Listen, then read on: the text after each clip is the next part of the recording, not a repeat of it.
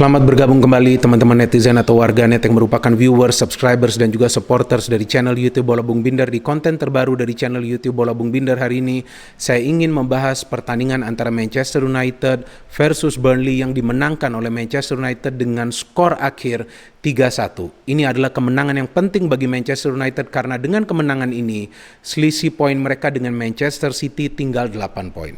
Memang di atas kertas, City masih merupakan favorit untuk menjadi juara. Tapi kita tahu, dalam permainan sepak bola atau dalam sebuah kompetisi sepak bola, tidak ada yang pasti. Apapun masih bisa terjadi. So nothing is impossible. Maka itu, bagi Ole Gunnar Solskjaer, sekarang di sisa pertandingan musim ini, dia perlu fokus untuk membenahi performance para pemainnya agar timnya tetap solid dan bisa terus-menerus meraih kemenangan dan berharap agar City mengalami beberapa kali kekalahan. Maka itu nanti di akhir musim MU bisa menjadi juara. City kita tahu baru saja kalah di pertandingan terakhir Premier League mereka lawan Leeds United. Dan City juga baru saja tersingkir dari Piala FA setelah kalah lawan Chelsea. Jadi memang tampaknya nih sudah mulai goyang nih performance dari City. Walaupun ya saya kira Pep Guardiola masih punya waktu untuk membenahi performance dari City. Apalagi kan Pep Guardiola sering melakukan rotasi dalam line up. Dan sejauh ini memang City sebetulnya konsisten. Tapi ada satu pemain yang sekarang performance-nya sudah mulai membaik, yakni Mason Greenwood. Dalam 2 pertandingan Premier League terakhir, Mason Greenwood selalu mencetak gol. Sebelum lawan Burnley dia mencetak gol juga lawan Tottenham Hotspur. Memang musim lalu Greenwood lebih banyak mencetak gol bagi MU, total 10 gol, musim ini baru 5 gol. But it's okay, masih ada beberapa pertandingan lagi. Dan Cavani sekarang sudah mulai mencetak gol, sudah 8 gol Cavani cetak. Dan Martial sudah tidak kelihatan lagi, memang kabarnya Martial cedera. Dan kemungkinan besar tidak akan bermain hingga akhir musim ini. Tapi tanpa Martial, ternyata Greenwood dan juga Cavani mulai nyetel. 2 pemain ini juga bisa bekerja sama secara baik di atas lapangan. Itu sangat penting. Dan itu memudahkan juga Bruno Fernandes. Jadi tidak lagi hanya mengandalkan Bruno Fernandes, tapi ada pemain-pemain lain yang bisa ikut membangun serangan, yang bisa juga ikut berkontribusi dalam urusan memberikan assist ataupun mencetak gol. Van de Beek masuk dari bangku cadangan juga bisa memberikan assist. So it's a good performance by Manchester United kemarin malam, dan saya nonton pertandingan ini bersama Bung Jas, tapi Bung Jas lagi les. Jadi saya tidak bisa membawa serta Bung Jas di dalam konten ini. But it's okay, nanti next time dia akan tampilkan. Masih ada banyak pertandingan lagi dari Manchester United. Yang menarik, teman-teman nih, dari performa Manchester United musim ini, bahwa total poin yang telah mereka koleksi sejauh ini adalah 66 poin, yang merupakan poin terakhir mereka di akhir musim lalu. Jadi memang terlihat bahwa MU ini sekarang ya jauh lebih baik kita lihat performance-nya daripada musim lalu. Artinya apa? Mereka sudah bisa memenangi lebih banyak pertandingan.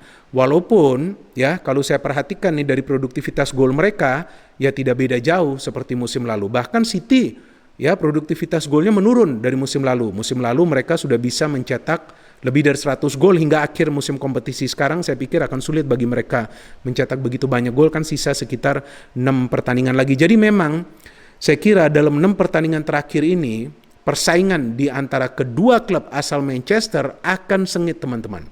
Dan sangat penting bagi kedua tim, mereka tidak kehilangan pemain inti. Kabarnya City nih ya akan kehilangan De Bruyne. Saya belum ngikutin lagi tuh beritanya berapa lama. Tapi bagi MU kan sejauh ini pemain-pemain inti mereka yang memang perform masih berada dalam kondisi fit. Jika itu bisa dijaga, maka MU ya punya harapan lah untuk terus memenangi pertandingan mereka hingga akhir musim kompetisi. Dan selisih poin mereka dengan Leicester dan juga West Ham kan sudah cukup jauh. Jadi saya kira mereka tinggal fokus bagaimana caranya mengejar City. Walaupun tidak mudah, ya tapi itu yang saya katakan kan sebelumnya, bahwa tidak ada yang mustahil, teman-teman. Sudah pasti sebelum saya membahas jalannya pertandingan, saya ingin dulu menginformasikan kepada teman-teman line up dari kedua tim. Kalau dari Burnley ya saya tidak familiar dengan para pemainnya, tapi perlu kita bahas juga ya. Yang pertama adalah dari Manchester United, Dean Henderson lagi-lagi diberikan kesempatan bermain di Premier League.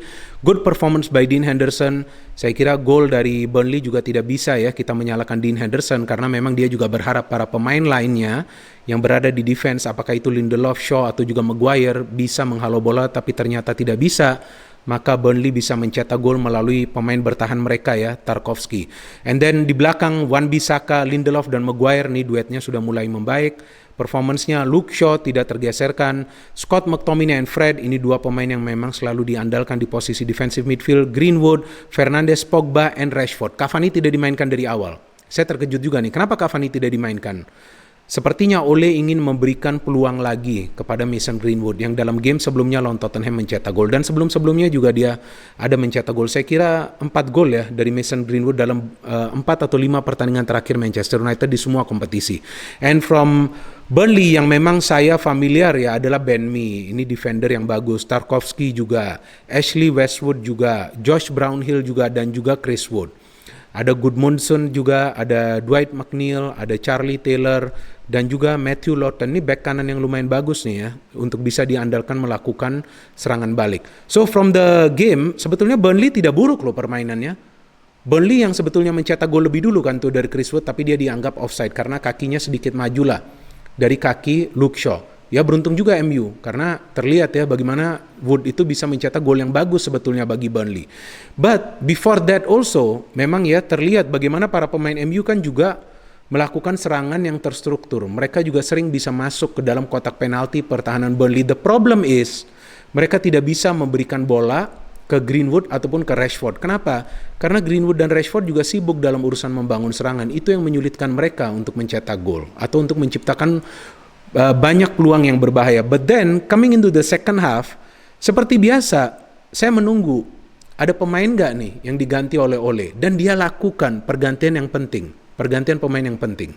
Fred ditarik keluar dan dimainkan Cavani, berarti Pogba turun sedikit ke belakang, betul kan? Greenwood bermain sedikit ke tengah bersama Bruno dan juga Rashford, dan di depan ada target man-nya Cavani. Baru kita lihat serangan dari MU berubah total. Mereka terlihat lebih mengancam pertahanan dari Burnley, dan terbukti tidak lama kemudian ya setelah babak kedua dimulai, maka Greenwood bisa mencetak gol. Umpan yang begitu baik dari Rashford dan juga begitu pintarnya Bruno yang melakukan gerakan dummy ya, gerakan menipu untuk melepas bola tersebut, dan pada saat diterima oleh Greenwood dia bisa melakukan finishing yang sempurna. Sangat penting bagi Greenwood untuk terus mencetak gol. Dia adalah pemain masa depan dari Manchester United. And then kita tahu bahwa seperti biasa nih Burnley ini kan mengandalkan long ball terus. Mereka sulit mencetak gol dari open play dengan long ball. Memang ada 1 gol yang mereka cetak tapi dianulir karena dinilai offside oleh VAR. And from the corner, Westwood memang ini pemain bagus dalam memberikan umpan. Tarkowski bisa mencetak gol setelah Maguire tidak bisa menghalau bola. Luke Shaw juga diam saja di garis gawang di depan Henderson pakai topi loh ya di babak kedua. Jadi bukan saya saja yang gemar pakai topi, ternyata Henderson juga pakai topi nih.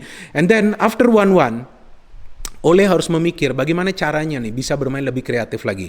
Memang dia menarik keluar Rashford ya. Saya kira bahwa Rashford di game ini sebetulnya tidak mengecewakan, tapi ya mungkin juga dia tidak 100% fit ya. Sehingga dia ditarik keluar dan Van de Beek dimainkan. Van de Beek bermain luar biasa baik. Saya kira bahwa pemain ini ya sebetulnya bisa saja sih diberikan lebih banyak chance. Dia memang lebih banyak memberikan akurasi passing, banyak key pass yang dia berikan, dan akhirnya dia memberikan 1 assist ya di gol ketiga MU. Tapi sebelumnya Paul Pogba yang memang gemar maju ke depan walaupun posisinya ditaruh sedikit di belakang atau di depan defense, bisa memberikan umpan ke Greenwood, dan Greenwood melakukan shooting yang keras yang sebelumnya mengenai kaki dari pemain Burnley Jack Cork dan juga bisa menjebol gawang dari Bailey Peacock Farrell. 2-1, MU tentu tidak tinggal diam dan mereka akhirnya bisa mencetak gol ketiga melalui sebuah serangan balik yang begitu baik ya, melibatkan begitu banyak pemain. Cavani ke Greenwood, Greenwood ke Bruno, Bruno ke Van de Beek, Van de Beek ke Cavani ya, dan MU bisa mencetak gol ketiga mereka. Jadi sudah tampak permainan yang mencair di antara para pemain MU. Kolektivitasnya makin mantap. Kenapa bisa begitu? Karena peran 2 pemain yang sekarang formnya mulai bagus, Cavani dan juga Greenwood, dan itu semua karena Ole Gunnar Solskjaer yang tidak pernah kapok. Ya, kenapa saya katakan tidak pernah kapok? Karena sebetulnya Cavani dan Greenwood kan tidak mudah juga untuk mencetak gol di awal musim, apalagi di pertengahan musim. Tapi ini pelatih yang pintar. Ya, walaupun mereka sulit mencetak gol, tapi kan dilihat juga kerja kerasnya. Dan akhirnya 2 pemain ini yang berkontribusi dalam beberapa pertandingan terakhir bagi Manchester United. So, mulai ringan juga nih beban dari Bruno Fernandes. Ya, walaupun memang Bruno adalah top scorer untuk sementara dengan 16 gol, tapi kan pemain lain sekarang mulai muncul. Jadi mulai sulit oleh para pemain dari tim lawan mengantisipasi, memonitor gerakan dari para pemain MU di lini depan. Jadi kunci kemenangan MU di game ini adalah lini depan mereka yang tajam, permainan mereka yang kreatif, ya, dan juga kepintaran dari Ole Gunnar Solskjaer untuk menarik keluar Fred itu adalah sebuah gambling sebetulnya. Karena Burnley pun melakukan pressing yang tinggi. Tapi dia menarik keluar Fred karena dia tahu ada Pogba yang bisa bermain di posisi Fred, dan Cavani adalah pemain yang sebetulnya juga sedikit banyak menyulitkan para pemain Burnley di lini pertahanan. So well done for Manchester United. Kita tunggu saja next games dari MU. MU memang masih harus melawan Liverpool dan Aston Villa, dua lawan mereka yang tentu berat di sisa musim kompetisi ini. Sedangkan City, saya kira ya lawan beratnya hanya tinggal Chelsea. Tapi kita lihat saja deh nanti bagaimana performance dari kedua tim ini menjelang akhir kompetisi. Terima kasih kepada teman-teman yang telah menonton dan mendengarkan analisa saya di konten terbaru dari channel YouTube Bola Bung Bindar. No hate, only football. Salam sepak bola.